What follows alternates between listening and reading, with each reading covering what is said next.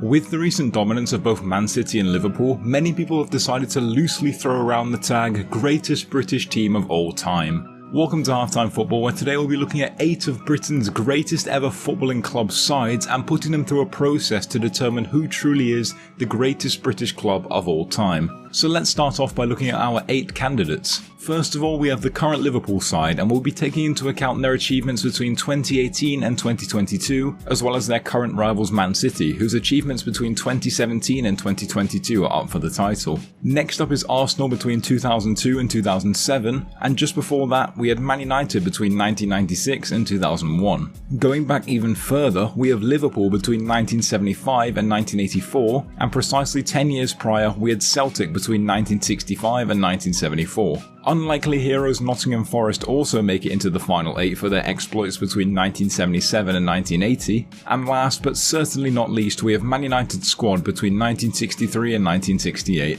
So now for the actual process of elimination itself, I decided to put the teams through sort of a knockout stage draw which I randomly generated. We'll be starting with 4 quarterfinals which are on the screen now. Modern day Man City versus 60s to 70s Celtic, 2000s Arsenal versus modern day Liverpool, 70s to 80s Liverpool versus 60s Man United, and late 70s early 80s Nottingham Forest versus late 90s early noughties Man United. So then let's get into our first matchup, and it's present day Man City versus the Lisbon Lions of Celtic, and it's an absolute corker of a game to start off with. With City, you have a team led by Pep Guardiola which plays sublime football with Kevin De Bruyne orchestrating, Fernandinho sweeping, and loads of lethal attackers such as Sergio Aguero, Raheem Sterling and Bernardo Silva scoring for fun. City within the last 5 years have won 4 Premier League titles, 4 League Cup titles in a row, an FA Cup, reached a Champions League final and completed an unprecedented domestic treble in 2019. With Celtic though, it was pure dominance, at least domestically.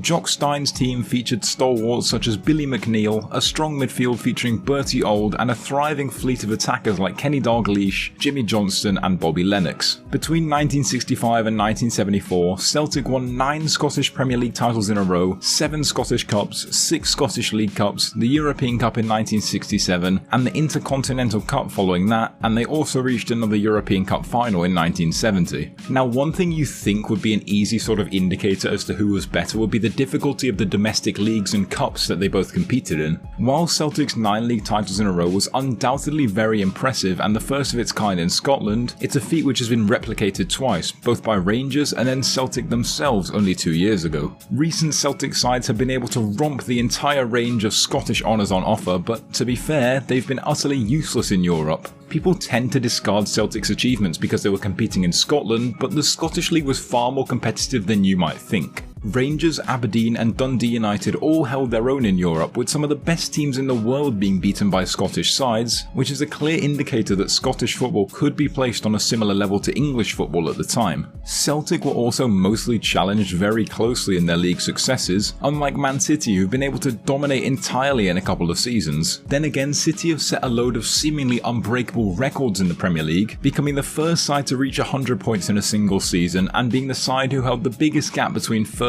and second place in history. In a league that's been getting better and better all the way down the table to a point where anyone can beat anyone, this is especially impressive. So really, in terms of domestic achievements, I think City's are just about more impressive despite the quality of Scottish football back in the day, but in truth there's only one thing that separates these two sides: Europe. A place where City have tried to triumph and failed miserably many times for the past 5 years, with their best attempt coming in 2021 where they lost to Chelsea in the final. Celtic meanwhile won the European Cup in 1967, beating an Inter Milan team in the final which featured the likes of Giacinto Facchetti, Sandro Mazzola and Mario Corso, a team who were also managed by one of the greatest managers of all time, Helenio Herrera. City on the other hand have fallen when faced with even the slightest of worthy adversaries, with defeats to Liverpool, Chelsea and Real Madrid all sticking out like a sore thumb. In conclusion, this was an incredibly tough decision, and to be honest this could have been the final had the draw not played out this way, but I believe Celtic edged this tie just about thanks to their heroic victory in Lisbon in 1967. So Man City are out, which could be seen as a bit unfair considering considering they're still writing their story under Guardiola, but that's how it is as of today. Next up, we have Arsenal's most dominant era throughout the 2000s up against the so-called mentality monsters of Liverpool. At Arsenal, you had the French visionary of Arsene Wenger commanding beautiful attacking football, spearheaded by the likes of Thierry Henry, Dennis Bergkamp and Robert Pires, while beasts like Patrick Vieira and Sol Campbell ensured things were tight at the back. Between 2002 and 2007, Arsenal won 3 FA Cups, reached a Champions League final and won 2 Premier League titles, one of which being the famous Invincible campaign during which they didn't lose a single game. Liverpool, on the other hand, have been on a revival tour after Jurgen Klopp rebuilt them, with Mo Salah and Sadio Mane ripping defences apart, while more modern players like Trent Alexander-Arnold and Alisson allow for a very attacking setup which Virgil van Dijk prevents from being too leaky. In the past 5 years, Liverpool have won all the trophies available to them, including a dominant league triumph, a European sweep and a domestic cup double this season. They've also reached 3 Champions League finals in that time. See, to me this is a very interesting matchup for one reason. Sure, both teams are unforgettable, but have they really created a legacy which will look pretty in the history books amongst their counterparts? Both teams have won trophies sumptuously, but they haven't really been able to retain them. Arsenal were often befallen by Man United and Chelsea, while Liverpool have had to deal with Man City's dominance over the past few years. Anyway, as for an actual comparison between the two teams, and to be honest, it's quite a difficult one to judge. Looking at things from a domestic standpoint, I think there's one clear winner, and that's Arsenal. You see, even with Liverpool's brilliance in the league, especially in 2020, they still haven't really set any records which easily distinguish them from any other Premier League title winners. They've also only won either of the domestic cups once, as Jurgen Klopp often neglected them in favour of league glory. Arsenal's domestic records in the 5-year period I mentioned are far more impressive, with their 2 league titles and 3 FA Cups, and the invincible season is something that for me sets them very far apart on a domestic front from the current Liverpool side we see today. They did something which will probably never be beaten, at least in the foreseeable future, and for that reason, that side will forever be immortal. Liverpool, on the other hand, could easily just be put into the same category as Blackburn in 1995 or Leicester in 2016. However, much like the last matchup, there's one thing that sets these two sides apart. Liverpool won the Champions League, Arsenal didn't. Liverpool reached the Champions League final 3 times, Arsenal once. Liverpool have proven that they're able to compete on every single front available, as they took every competition down to the wire this season, whereas with Arsenal there was always a block they stumbled over, always something that prevented them from winning everything on offer. So because of this, I'm going to say Liverpool's current side is superior. While Arsenal had more domestic success, they seem to only truly shine between 2002 and 2004, which means they hardly had any longevity, and once Mourinho and Ferguson had properly moulded their teams, they didn't know what to do. While Liverpool haven't exactly dominated in the grand scheme of things, they've still been able to win titles when head-to-head with an arguably superior competitor in Manchester City. If Arsenal had won the Champions League in 2006, there's no doubt that they would have won this, but despite the invincible season, I still think Liverpool modern day are better than Arsenal in the 2000s. Now for the other half of the bracket, and first up we have Liverpool's iconic side between the 1970s and 1980s against the brilliance of Manchester United in the mid-60s. Bob Paisley and Joe Fagan engineered a Liverpool side which, while full of typical defensive demons like Graham Souness and Phil Neal, also had the skills and flair of Kevin Keegan and Kenny Dalglish, as well as fox-in-the-box Ian Rush, whose goal-scoring output is almost unrivaled. During a period between 1975 and 1984, Liverpool won 4 European Cups, 7 First Division titles, 4 League Cups, which all came in a row, and they won all 3 of these in one season in 1984. United, on the other hand, well, Matt Busby recovered from the horror of the Munich air disaster to build a squad with the holy trinity of Dennis Law, George Best and Bobby Charlton, who are unbelievable going forward, while reliable heads such as Nobby Stiles and Tony Dunn ensured things remained structured. This side won the European Cup once in 1968, as well as winning 2 FA Cups and a First Division title. Being completely transparent here, people may tout that United side as one of the greatest of all time, and to be fair, what they achieved was incredibly commendable given the setback they faced in 1958, but they don't even come close to that Liverpool team. Liverpool made English football theirs between 75 and 84. 7 titles in 10 seasons is something that can only be matched by the likes of Guardiola's Man City and Fergie's United, and certainly not by Busby's United. On top of that, 4 European Cup triumphs, including 2 back-to-back titles in just an 8-season time period, makes United's achievements in the 60s look tiny. Both sides revolutionised English football in their own right, but Liverpool did so far more. So in short, Paisley and Fagan's Liverpool easily take this round and they progress to the semi-final. And now last but certainly not least in these quarter-final ties, we have the Nottingham Forest side of the late 70s and early 80s and the Man United side of the late 90s and early noughties. Forest was spearheaded by Brian Clough, who sprung out of nowhere to cement his place as one of the greatest British managers ever, and he managed a team packed with warriors like Kenny Burns, Peter Shilton and John McGovern, which also had a fair share of attacking talent such as Trevor Francis and John Robertson. Forest, who only got promoted in 1977, won the First Division title straight away, and then went on to miraculously complete back-to-back European Cup triumphs. They also completed back-to-back League Cup triumphs, meaning they won 2 doubles. Meanwhile, United were also led by arguably the greatest British manager ever, as Sir Alex Ferguson oversaw a side consisting of academy players such as Ryan Giggs, Paul Scholes and David Beckham, as well as world-class talents like Roy Keane and Peter Schmeichel. This team managed to win 5 Premier League titles in 6 seasons, including a run of 3 in a row, as well as 2 FA Cup titles, a Champions League trophy and an unprecedented treble in 1999. Now for me, the debate here mainly centres around United's treble and Forest's back-to-back European Cup wins, which is a bigger achievement. Well, for me it kind of boils down to the idea of, will another English team ever do it? And for me, the treble, I think with the way Man City and Liverpool have been conducting themselves recently, one of them could easily win a treble within the next few years. Conversely, I can't really see another English team winning back-to-back Champions League titles, but then again, Liverpool managed to win the European Cup twice in a row, literally in the 2 seasons before, so Forest's feat loses some credibility. United also competed on all fronts, which took far more grit and tenacity, but then again, what Forest did was unreal considering the fact that they were barely just promoted out the 2nd division. For those reasons, I've decided to put the treble and the back-to-back European triumphs on equal footing.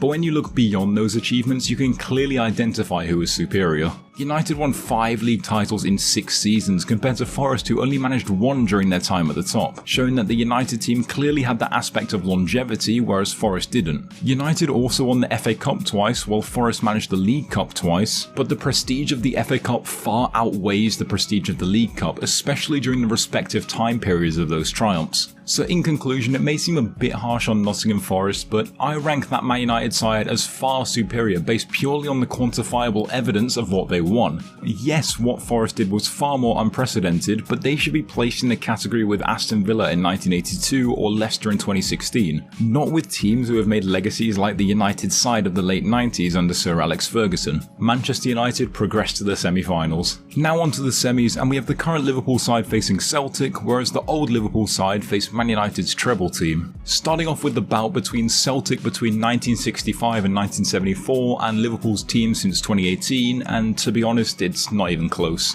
I mentioned how Liverpool and Arsenal's Invincibles didn't really dominate and create a legacy that's undoubtedly up there with the best in the history books, and they were both eventually sort of side pieces to the successes of another club. Celtic, on the other hand, they dominated Scottish football when it was almost at its peak competitiveness, and they even sprinkled in some European success amongst that and cemented their place as undoubtedly the greatest Scottish side of all time, something which really shouldn't be frowned upon as much as it is given the quality of Scottish football at that time. To be fair though, Liverpool's story is still being told, so who knows, in a few years they could well go toe to toe with that Celtic side and emerge with a better legacy. But for now, the Lisbon Lions were far superior and they indisputably progressed to the final. The other semi-final, however, between Liverpool's team between 1975 and 1984 and Man United's team between 1996 and 2001 is a much closer affair. Here we have two teams who enjoyed very long-lasting dominance within the English game, with both teams winning an average of 1.6 trophies per year across these periods, which certainly makes for a close encounter. Both teams were domestically incredible, winning the league at least 75% of the time, and they both also completed a treble. However, a few things give United a slight edge in the way their treble was won. You see, the thing about United in those times is that they were inevitable. Fergie time didn't exist for nothing. The character and determination they had led them to countless late victories, and this was best summed up by their double salvo in the 1999 Champions League final. They also had a much more difficult time winning their treble in terms of the draws they got, playing teams like Juventus, Bayern, Barcelona and Inter through their Champions League campaign, while Liverpool's only tough opponent in their 1984 European Cup triumph was Roma in the final.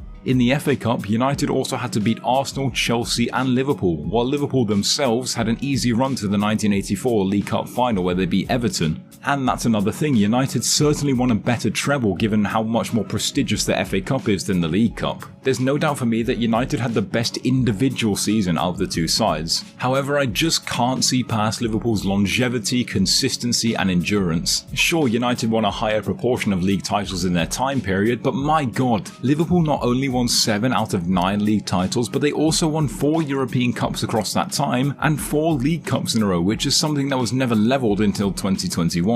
Liverpool competed on more fronts between 1975 and 1984 and therefore have a better legacy to show. It really pains me to do this as both teams were unbelievable in their own right, but Liverpool just about win this duel thanks to their better European record. United had the mentality, the squad and the manager of an unforgettable team, and that's exactly what they are, but Liverpool were ever so slightly better. Now the final. Some great teams have bowed out thus far and we're left with Jock Stein's Celtic and Bob Paisley's Liverpool. Two teams who dominated in every sense of the word, only they did it in different leagues, which is the first main point I want to make actually. Some might say that the Scottish League is far worse, but I think some perspective on this time period is needed. The fact of the matter is, Celtic were the first ever British side to win a European Cup 11 years after its inception. No English First Division team had won it, not Liverpool, not United, Celtic were the first. This Celtic team no doubt would have also won First Division titles if they competed there. The standard of themselves and the Scottish League as a whole was unbelievable, as I mentioned earlier while introducing this team, so the preconception that Celtic were an above average team in a mediocre league needs to be thrown out the window. That may have been the case when they dominated between 2010 and 2020, but that certainly wasn't the case back then. This Celtic team was filled with amazing players who certainly rivaled the abilities of the best players in the world. Now that we've established that in fact both teams were on a relatively level playing field, let's see if we can distinguish between their achievements to find a winner. Celtic won 9 out of 9 league titles in their 9-year spell, while Liverpool won 7 out of 9. Celtic also won 13 out of 18 domestic cups, while Liverpool only managed 4 out of 18. Looking at this, we can see that Celtic were far more superior domestically, but then again, no matter how much I preach how difficult the SPFL was back in the day, English football was still slightly more difficult. That being said, it doesn't really make up for a gap of 11 trophies between the two sides domestically, so Celtic were by far more superior in that aspect. On a European level though, things certainly begin to get a bit more interesting. Liverpool reached 4 European Cup finals and they won every single one, defeating Borussia Mönchengladbach, Club Brugge, Real Madrid and Roma. Celtic on the other hand reached 2, defeating Inter Milan in 1967 and losing to Feyenoord in 1970. With that, it's quite evident that Liverpool shone brightest on the biggest stage and held their nerve every time they reached the final, which is something that Celtic couldn't do. Now comes the debate of what you value more highly. Unrivaled domestic success in Scotland with minor European success, or league dominance in England with far more European success, and this is ultimately what it comes down to. Now for me personally, while Celtic won the European Cup before any other British team, completed several trebles and doubles, and generally became one of the greatest teams in the world under Jock Stein, I simply cannot see past the 4 European Cups that Liverpool won in an 8-year period. It's just the greatest thing an English side has ever done in that much time. So for me, after researching to hell and back and pitting some of the greatest British teams of all time against each other, I have decided that Liverpool's team between 1975 and 1984 are the greatest British team that have ever graced football. What they achieved was simply unbelievable, and I don't think any British side is ever going to replicate it. Anyway, that is all I have for you today. Thank you very much for watching. Let me know what you think about the debate. Was I too harsh on some teams? Did I leave some teams out? Who do you think is the greatest British side of all time? Let me know down below. Anyway, please like and subscribe, and I'll see you next time.